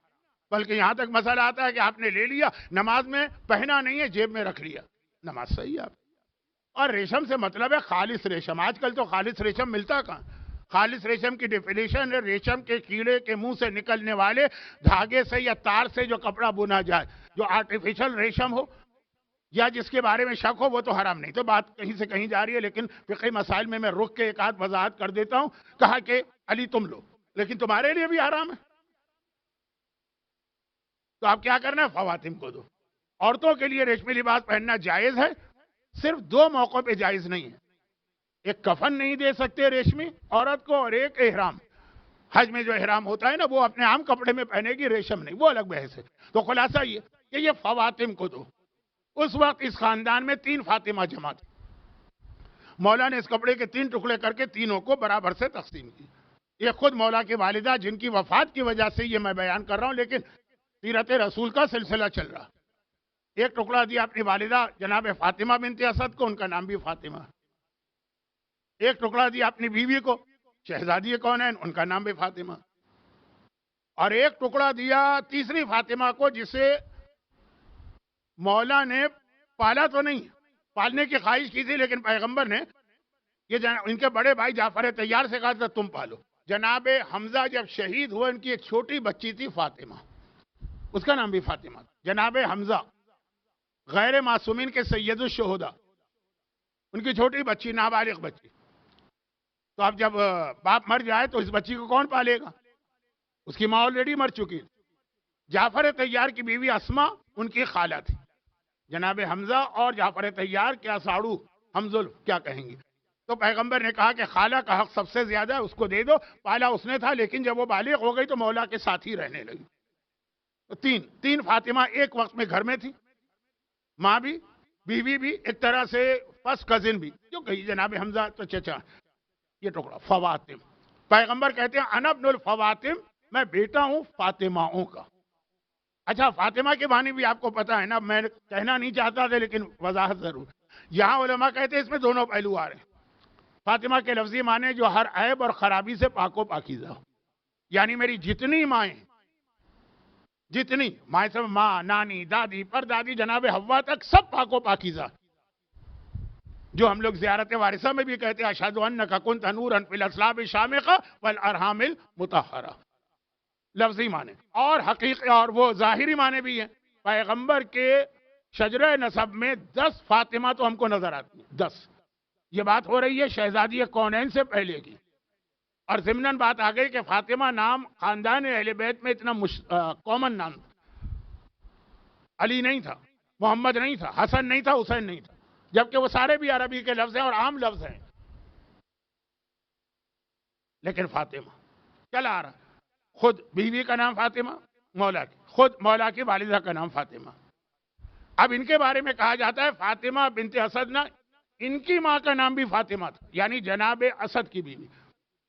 دوسرے الفاظ میں مولا کی ماں کا نام بھی فاطمہ، نانی کا نام بھی فاطمہ، اور دادی کا نام بھی فاطمہ. حضرت ابو طالب کی ماں کا نام بھی فاطمہ.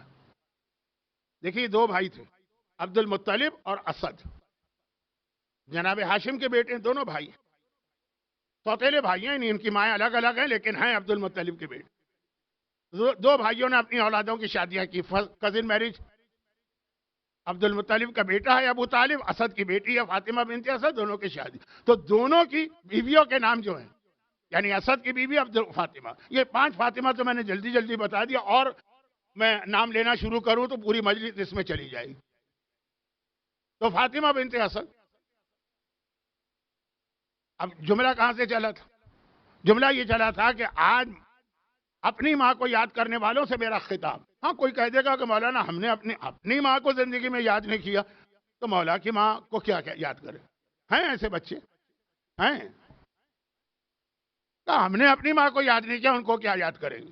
لیکن جو اپنی ماں کو ذرا سا بھی یاد رکھتا، مولا کی ماں کو یاد کرے. نہیں، میرا جملہ یہاں سے فواتم کی طرف گیا. یہ مولا کی ماں نہیں.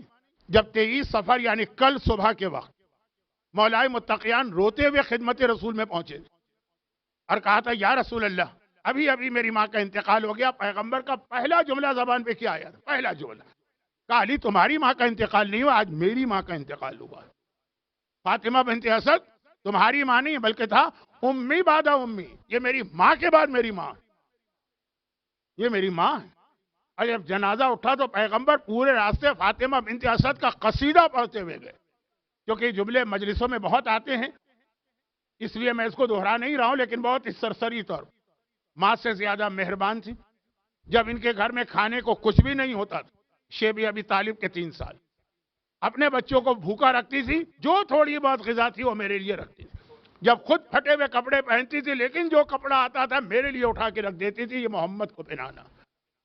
خود ان کے بچوں کے بالوں میں تیل نہیں ہوتا تھا، لیکن ذرا سا تیل بھی مہیا ہو گیا تو میرے بالوں میں تیل ڈال کے اپنے ہاتھ سے کنگھی کرتی. یہ پیغمبر قصیدہ پڑھ رہے ہیں فاطمہ بنت اسد کے گھر سے لے کر جنت البقیع کے قبرستان تک. تمہاری ماں نہیں، میری ماں آج دنیا سے گئی. تو اب میں جملے کو اور پھیلا لوں کہ اپنی ماں کو یاد کرنے والے مولا کی ماں کو یاد کریں اور رسول کی ماں کو یاد کریں. اور جنت البقیع میں جا کے 2 بڑے عجیب واقعات پیش آئے. 2 بڑے عجیب لیکن مشہور ہیں. میں پھر یہ عرض کر رہا ہوں کہ مشہور ہے. شاید اب تک جو واقعات میں نے پڑھے وہ اتنے مشہور نہ ہوں، یہ دونوں مشہور ہیں. پہلا واقعہ تو یہ پیش آیا کہ پیغمبر نے 2 صحابیوں کو حکم دیا میری ماں کی قبر تم لوگ کھودو. دونوں ٹاپ کے صحابی، ابو ایوب انصاری جو پیغمبر کے پہلے میزبان تھے، جن کے گھر میں رسول نے ہجرت کے بعد قیام کیا اور جن کی بڑی فضیلت. ان کی فضیلت کا اندازہ صرف ایک جملے سے کر لیں کہ زمانے کے امام کی ماں کا نام نرجس خاتون ہے. بچہ بھی جانتا ہے نرجس، رومن پرنسس کے نام سے جو بچوں کی ایک فلم بنی ہے اینیمیٹڈ. نرجس خاتون کو جب روم سے سامرا بلوانا تھا، پورا واقعہ مشہور ہے، اور اگر کسی کو نہیں بھی پتا تو وقت نہیں، بلوانا تھا. تو ایک عجیب طریقے سے خدا نے انتظام کیا. اسلامی لشکر نے حملہ کیا، اس میں جناب نرجس خاتون سے یہ کہا گیا، کس نے کہا؟ شہزادی نے رات کو خواب میں کہا تم اپنے آپ کو خود گرفتار کرا دینا تاکہ اس کے ذریعے تم اسلامی دنیا میں آ جاؤ، پھر ہم تم کو سامرا بلا لیں گے. تو واقعہ یہی ہے نا کہ 10ویں امام نے اپنے ایک صحابی کو بلایا. یہ 10ویں امام کی بہو آ رہی، یہ 11ویں امام کی بیوی آ رہی، یہ 12ویں امام کی ماں آ رہی. اور ہماری ان مجالس میں سے ایک مجلس کا تعلق نرجس خاتون اور ان کی ساس سے بھی بنے گا 2 یا 3 دن کے بعد. اس میں کچھ نئی باتیں آپ سنیں گے. خیر، تو خلاصہ یہ ہے کہ جب اس صحابی کو بلایا تو اس سے کیا کہا؟ آپ میں سے بھی جو بہت قابل احترام گھرانے ہیں، سادات گھرانے ہیں، کچھ گھرانوں میں بہت زیادہ ویلیوز ہیں، حجاب ہے، سب کچھ. اگر آپ کو اپنے گھر کی کسی خاتون کو بلوانا ہو تو آپ انتہائی شریف آدمی کا انتخاب کریں. بھئی تم جا رہے ہو لاہور، تم جا رہے ہو کراچی، تم جا رہے ہو حیدرآباد، تم لے کے آنا میری بیوی. وہ حجاب والی ہے، وہ بہت زیادہ پرہیزگار ہے، ہر چلتے پھرتے اہرے غیرے کے حوالے تو نہیں کیا جائے گا. زمانے کے امام کی ماں آ رہی، 11ویں امام کی بیوی آ رہی، 10ویں امام کی بہو آ رہی، رسول کی بہو آ رہی ہے، شہزادی کونین کی بہو آ رہی.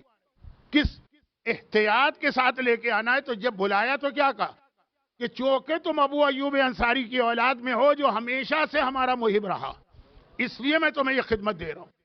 یہ بیٹے کو خدمت دی جا رہی، بیٹے سے مطلب وہ چھٹی ساتویں پشت ہوگی، لیکن دادا کی خدمت کو سراہتے ہوئے ابو ایوب بہت اہم شخصیت ہے ابو ایوب کی بھی پوری ایک مجلس ہونی چاہیے ابو ایوب پہ، کیونکہ بعض اوقات مشہور اصحاب رسول کا بھی ہم لوگ حق ادا نہیں کرتے ہیں، ایک آدھ واقعہ بھی نہیں سنتے ہیں۔ اس سلسلے میں آپ کو یہ جو میری 8 مجلسیں آج کے بعد ہیں، کچھ واقعات اصحاب کے بھی ملیں گے، کیونکہ ہمارا موضوع رسالت۔ خیر، تو خلاصہ یہ ہے کہ ابو ایوب انصاری سے کہا یہ قبر تم کھودو، میری ماں کی قبر تم کھودو۔ اور زید بن حارثہ جنہیں پیغمبر کا بیٹا قرار دیا جاتا تھا، اور جب قرآن نے کہا کہ نہیں پیغمبر میں ایڈاپٹڈ سن بیٹے نہیں ہوتے، تب بھی زید کا بڑا ہائی اسٹیٹس تھا۔ ان دونوں سے کہا قبر تمہیں کھودنا، ایک اعزاز تھا۔ مثلا آپ کو بلا کے کہا جائے کہ بھائی امام معصوم کی قبر کھودنا ہے، آپ جا کے کھودیں، تو یہ اعزاز ہے آپ کے لیے۔ آپ ایک نارمل گورکن نہیں ہے کہ ہم قبر کھود رہے ہیں۔ تو جناب فاطمہ بنت اسد کی قبر انہوں نے قبر کھودی۔ وفات کی رات ہے، وفات کی وجہ سے یہ آخری جملے پڑھ رہا ہوں، قبر کھودی۔ اب یہ قبر تقریباً سمجھے 90% کھد گئی تھی، تھوڑی سی رہ گئی اور کھد جائے گی۔ پیغمبر نے دونوں کو بلا لیا، باہر آ جاؤ، باہر آ جاؤ، یا رسول اللہ ابھی تھوڑی سی باقی ہے قبر۔ مردے کو دفن کرنا اس کا ایک طریقہ ہے کہ کتنی اس کی گہرائی ہونی چاہیے، جو ہمارے یہاں جملہ مشہور ہے، میں اس کے اوپر بات نہیں کر رہا ہوں، کہ مشہور یہی ہے کہ اتنی گہرائی ہو کہ جب وہ منکر و نکیر آ کے اس سے قبر میں کہیں بیٹھو جواب دو، تو یہ اس کا سر جو ہے قبر سے نہ ٹکرائے چھت سے۔ یہ ہے نہیں، یہ سمجھانے کے لیے کہا جاتا۔ جیسے پہلے ہمارے یہاں کہا جاتا تھا نا، داڑھی کسے کہتے ہیں؟ 40 قدم سے نظر آئے، یہ سمجھانے کے لیے۔ اسلام میں کوئی 40 قدم 42 قدم نہیں، لیکن سمجھانے کے لیے۔ تو کہا کہ یا رسول اللہ ابھی تھوڑی سی قبر باقی ہے، کٹھہر تم لوگ باہر آؤ۔ اور پھر پیغمبر قبر میں اترے، جو باقی قبر رہ گئی تھی وہ پیغمبر نے اپنے ہاتھوں سے مٹی صاف کی ہے۔ یعنی جہاں پر بنت اسد کا جسم مس ہوگا، وہ ابو ایوب انصاری اور زید بن حارثہ کا ہاتھ بھی وہاں نہیں لگا، وہ مٹی ہٹائی پیغمبر نے، اور وہ جو 10% تھی، اور پھر قبر بن گئی۔ مولا میت کو لے کے تیار کھڑے، بیٹا ماں کی میت کو دفن کرے گا، پیغمبر نے کہا رک جاؤ، بھائی قبر ہو گئی نا، اب اتارو۔ پیغمبر اپنے ہاتھ سے لیں گے، رک جاؤ۔ پیغمبر قبر میں لیٹ گئے۔ مشہور جملے ہیں، بچوں کے لیے پڑھ رہا ہوں کہ وہ یہ یاد رکھیں۔ پیغمبر قبر میں لیٹ گئے، کچھ دیر قبر میں لیٹے رہے۔ اپنی قبر نہیں ہے جو اسلام میں بعض اوقات کچھ لوگوں نے مستحب قرار دیا ہے کہ زندگی میں قبر اپنی کھودو اور اس میں کچھ دیر لیٹا کرو۔ یہ پیغمبر فاطمہ بنت اسد کی قبر میں لیٹے، اس کے بعد قبر میں بیٹھ گئے۔ بیٹھنے کے بعد تھوڑی سی تلاوت قرآن قبر کے اندر کی، پھر باہر آئے، اور باہر آنے کے بعد کہا اے علی اب اپنی ماں کو قبر میں پہنچا، اب آخری منزل میں پہنچا۔ مولا نے ماں کی میت کو قبر میں اتارا، قبر کو بند کیا۔ پیغمبر نے فرمایا جب میں پائنتی سے باہر آ رہا تھا، پائنتی سے ہی آدمی قبر میں اترتا ہے، پائنتی سے باہر آتا، تو ابھی میں قبر سے باہر نہیں آیا تھا کہ میں نے دیکھا کہ قبر میں جنت سے 2 چراغ لا کے رکھ دیے گئے جو روشن ہو گئے۔ قبر کا بہت بڑا مسئلہ کیا ہوتا ہے؟ اندھیرا۔ ابھی قبر بند نہیں ہوئی، اندھیرا نہیں ہوا، لیکن پیغمبر فرما رہے ہیں کہ میں ابھی نکل رہا تھا۔ بھئی جب تک کہ پیغمبر قبر میں، ایک تو قبر کھلی اور نور رسالت۔ حضرت عائشہ کا جملہ ہے کہ آدھی رات کے اندھیرے میں بھی اگر ہمیں سوئی ڈھونڈنا ہو تو ہم پیغمبر کے چہرے کے نور سے ڈھونڈ لیا کرتے۔ تو اب پیغمبر قبر میں، نورانی قبر ہے، نکل رہے ہیں، جنت سے جو 2 چراغ لا کے رکھے گا۔ قبر میں دوسرا مسئلہ کیا ہوتا ہے؟ ایک اندھیرا، ایک تنہائی۔ اور کہا ادھر پائنتی 2 چراغ رکھے گئے، سرانے 2 فرشتے لا کے رکھے گئے جنت کے، اور کہا تمہیں بنت اسد کے ساتھ قیامت تک رہنا، تنہائی محسوس نہ کرے۔ یہ بنت اسد کی تنہائی دور کرنے کے لیے 2 خاص فرشتے مقرر کیے گئے۔ پھر قبر بند کرتے ہی پیغمبر نے یہ کہا، اور اس کے بعد پھر وہ مشہور واقعہ، یہ شاید نئی باتیں ہوں آپ کے لیے، اس کے بعد کا مشہور واقعہ، پیغمبر سرانے بیٹھ گئے قبر کے، ابھی گئے نہیں، سرانے بیٹھ گئے، کیا کہا؟ ابنوں کی علی لا جعفر ولا عقیل۔ جناب فاطمہ بنت اسد کی کتنی اولادیں ہیں اس میں اختلاف ہے، یہ طے شدہ بات ہے 4 بیٹے ہیں۔ اس کے بعد بعض علماء کہتے ہیں 1 بیٹی تھی، ایک تو کنفرم ہے، بعض کہتے ہیں 2 بیٹیاں تھیں، بعض کہتے ہیں 3 بیٹیاں تھیں۔ ام ہانی یہ تو کنفرم، تو وہ جو کہتے ہیں 2 تھی نا، وہ کہتے ہیں دوسری بیٹی نہیں تھی، ام ہانی کا نام تھا وہ فاختہ، بیٹی ایک ہی تھی، نام الگ ہے، کنیت الگ کے بعد کہتے ہیں 2 الگ الگ تھی، اس بحث کو چھوڑ دیجیے۔ ام ہانی کا بھی بہت ہائی اسٹیٹس ہے اسلام میں۔ पैगंबर ने मौला को एक तरह से डांटा तो नहीं, लेकिन कहा कि उम्मे हानी के मसले में दखल न देना। फतेह मक्का के मौके का मशहूर वाकया है ना, उम्मे हानी के मसले में दखल न देना। जब मक्का फतह हुआ था उस दिन उम्मे हानी मक्के में थी, ये इन्होंने हिजरत नहीं की। एक छोटा सा एक फिकी मसला आ गया, अभी 2 मिनट मेरे पास है, ये भी बता दूं। ये फातिमा बिनते असद की बेटी की बात, उम्मे हानी। उम्मे हानी के बेटे हैं जोधा, जिनका मकान कूफे में है, जो मौला का मकान कहलाता है। आप कूफे जाते हैं ना, मस्जिद कूफा के पीछे जियारत करते हैं, ये मौला का घर है, मौला का नहीं है वो। मौला ने तो पहले दिन से आखिरी दिन तक कहा कि देखो कि 2 कपड़े लेके मैं मदीने से आया हूं, आज 5 साल के बाद भी यही 2 कपड़े हैं, ना लिबास मैंने खरीदा है ना मकान बनाया। तो मौला ये कौन सा मकान? ये मामू को मकान दिया भांजे ने। उम्मे हानी के बेटे कूफे में रहते थे, मौला आए तो कहा मौला आप मेरे घर में ठहरिए। खैर, उम्मे हानी मक्के की फतह के मौके पे मक्के में ऑलरेडी थी, क्योंकि उन्होंने हिजरत की ही नहीं। पैगंबर इनके घर आए और बहुत आते थे। खास तौर पर एक वाकया तो बहुत मशहूर है, वो चूंकि उम्मे हानी से उसका ताल्लुक नहीं, वो कल आ जाएगा, परसों आ जाएगा। वो शान रिसालत से ताल्लुक है। शान रिसालत हो, अजमत नबूवत की मौजू पे बात हो रही, लेकिन आए पैगंबर उम्मे हानी के घर में। कहा उम्मे हानी, मक्का फतह हुआ है, लश्कर लेके आए हैं, सब कुछ किया, मैं इस वक्त प्यास महसूस कर रहा हूं, कुछ पीने के लिए है? उम्मे हानी ने कनीज को इशारा किया। वो कनीज बर्तन में को मशरूब लाई। बाज उलमा ने कहा पानी था, बाद ने कहा शरबत। पैगंबर को दिया, पैगंबर ने उसको नोश किया, थोड़ा सा पिया, थोड़ा सा बच गया, वो उम्मे हानी के हवाले किया। उम्मे हानी के बाद ये बर्तन गया, उम्मे हानी ने फौरन ये पानी पी लिया। अच्छा, अब आपका अंदाज बता रहा है कि शायद वाकया बहुत से लोगों के लिए नया है, तो चलें ठीक है, ये शिकायत तो नहीं होगी।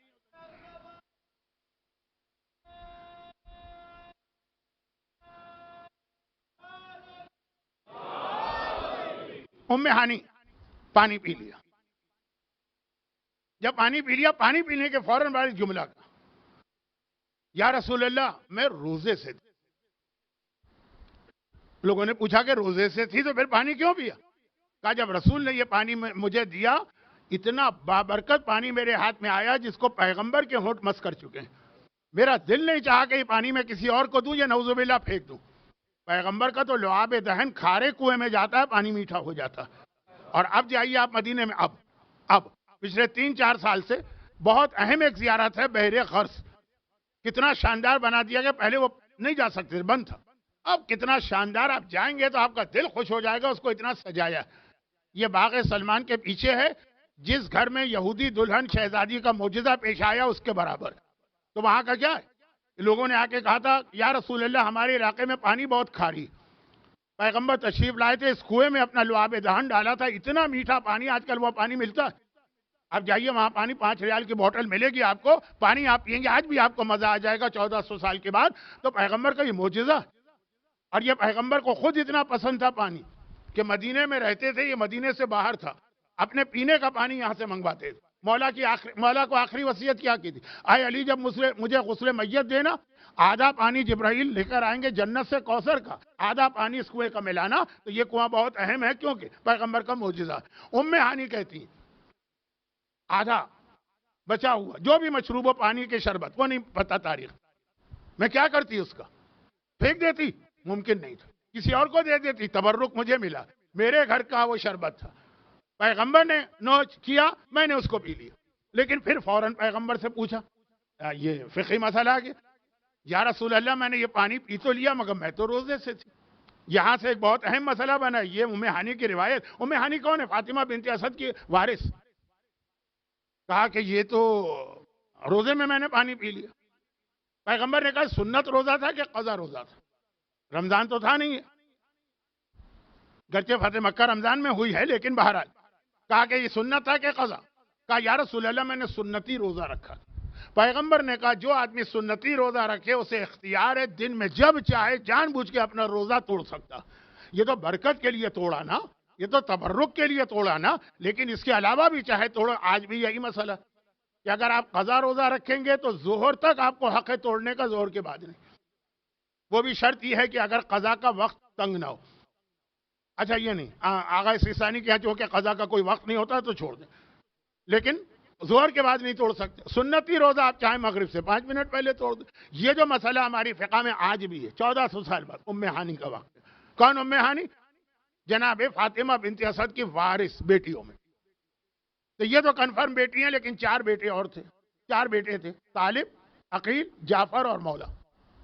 چاروں کا بہت ہائی اسٹیٹس. ان کے حالات بیان کرنا ایک ایک جملے میں بھی ممکن نہیں ہے. لیکن اب پیغمبر نے ام فاطمہ بنت اسد کی قبر بند کر لی. 2 چراغ دیکھے، 2 فرشتے دیکھے. چراغ پائتی تھے، فرشتے سرہانے تھے. اور اس کے بعد باہر نکل کے جب قبر بند ہو گئی، قبر کو دیکھ کے کہا ابنو کی علی لا عقیل ولا جعفر. تیرا بیٹا لیکن علی، تیرا دوسرا بیٹا عقیل نہیں، جعفر نہیں. یا رسول اللہ یہ کیا مطلب اس جملے کا؟ کہا کہ جیسے ہی میں قبر سے نکلا منکر و نکیر آ گئے سوال کرنے. ہم اور آپ منکر و نکیر کو ڈانٹ کے بھگائیں گے، ہم اور آپ منکر و نکیر سے جنگ کریں گے. ہم کہیں گے مجال ہے اس کی. یہ فاطمہ بنت اسد مولا کائنات کی ماں ہیں. جو مولا نے ایک بار ابو طالب کے لیے کہا تھا اس آدمی سے کہ خاموش ہو جا میں تیرا منہ توڑ دوں گا، اس لفظ ہے. جب اس نے کہا تھا کہ عام مسلمان آئے ابو الحسن آپ کا بابا تو اسلام قبول نہیں کیا، جہنم میں جل رہے. مولا نے کہا خاموش میں تیرا منہ توڑ دوں گا. جس کا بیٹا قسیم جنت و نار ہے وہ باپ کیا کبھی جہنم میں جا سکتا ہے؟ مشہور جملہ ہے مولا کا. بیٹا قسیم جنت و نار ہو اور باپ کو جہنم کی بات کر رہا ہے. فاطمہ بنت اسد کو تو وہ ہیں جن پہ سارے مسلمان بھی متفق ہیں کہ انہوں نے اسلام قبول کیا. ہمارے اعتبار سے یہ دوسری خاتون ہے جناب خدیجہ کے بعد. عام مسلمانوں نے کہا پہلی 10 میں سے ایک ہیں. نمبر نہیں بتاتے ہیں، وہاں ذرا سی گڑبڑ کرتے ہیں حساب میں، لیکن پہلی 10 میں سے ایک سب مانتے ہیں. ان کے لیے منکر و نکیر آ گئے. ہم اور آپ کی حیثیت رکھتے ہیں بنت اسد کے سامنے؟ کیا آپ ان سے بڑے ہو گئے؟ کیا آپ کی قبر میں آئیں گے نہیں؟ اگر آئیں گے تو آپ ڈانٹ کے بھگا دیں گے؟ میں آپ سے نہیں کہہ رہا ہوں. جن کا یہ نظریہ پیغمبر نے کہا منکر و نکیر آ گئے. انہوں نے میری چچی سے سوال شروع کی تو میری چچی نے پہلے سوال کا جواب دیا اللہ جل جلالہ ربی. پوچھا نا تیرا رب کون؟ کہا اللہ. من نبیوں کا تیرا نبی کون ہے؟ میری چچی نے کہا محمد النبی و میرا بھتیجا محمد میرا نبی. تیرا دین کیا ہے؟ کہا الاسلام و دین اسلام میرا دین. تیری کتاب کیا ہے؟ القرآن و کتابی کتاب. تیرا قبلہ کیا ہے؟ کہا الکعبۃ و قبلت. پھر انہیں پوچھا من اماموں کی، تیرا امام کون ہے؟ یہاں پہ فاطمہ بنت اسد ذرا سی شرما گئی.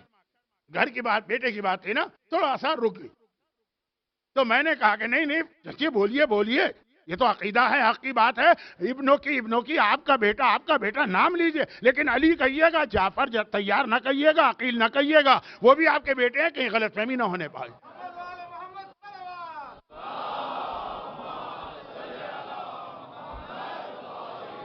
فاطمہ بنت اسد کا یہ واقعہ جہاں پیغمبر نے تلقین میت کی ایک شکل بتائی اور پھر کہا کہ قبر میں اس سوال کا جواب دینا.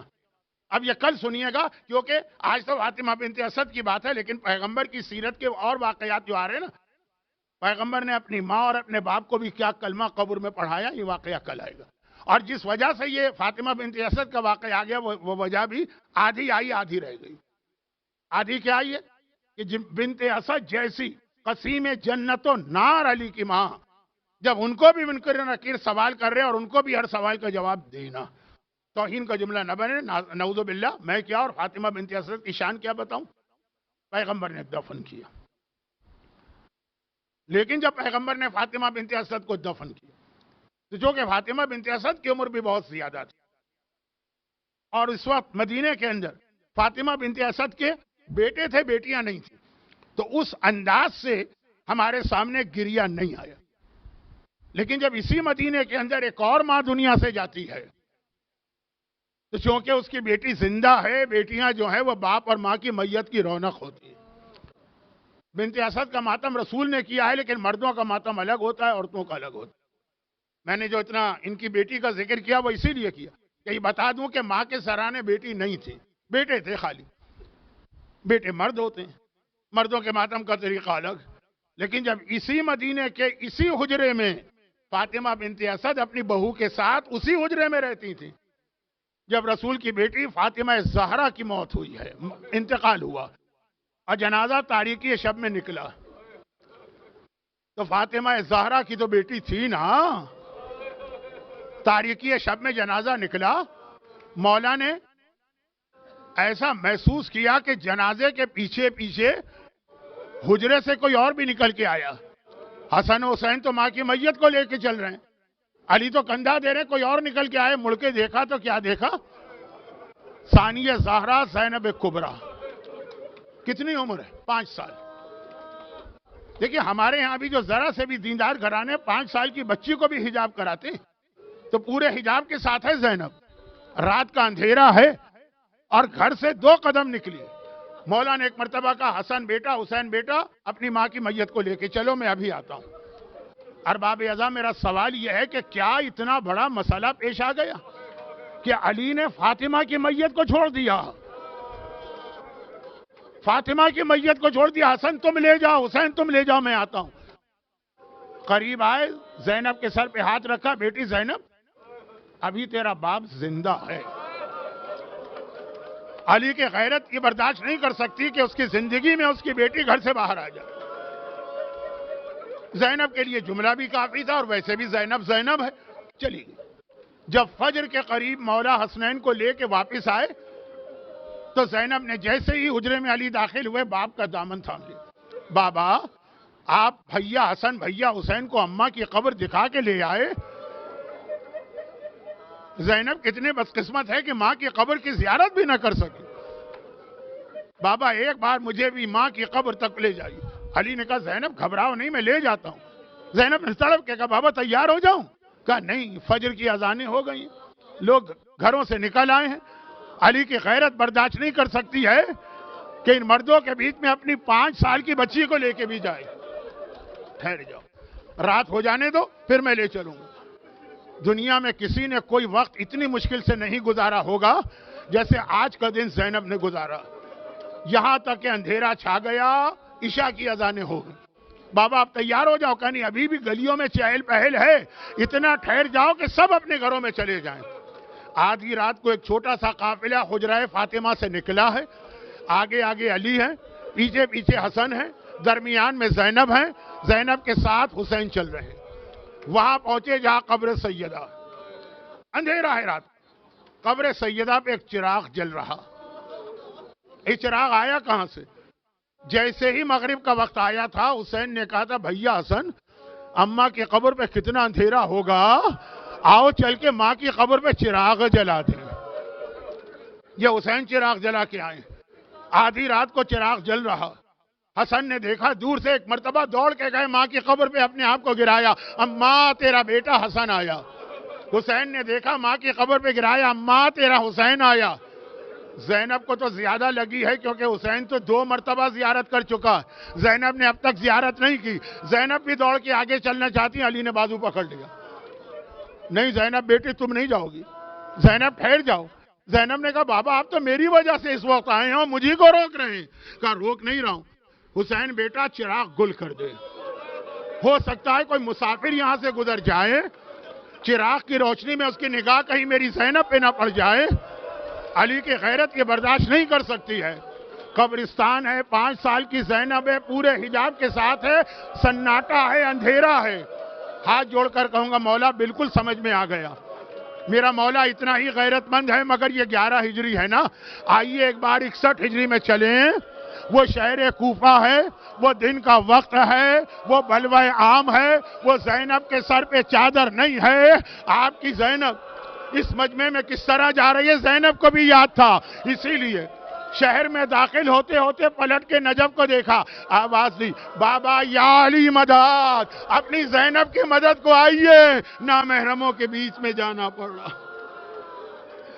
الا ولعنۃ اللہ علی اعدائہم اجمعین.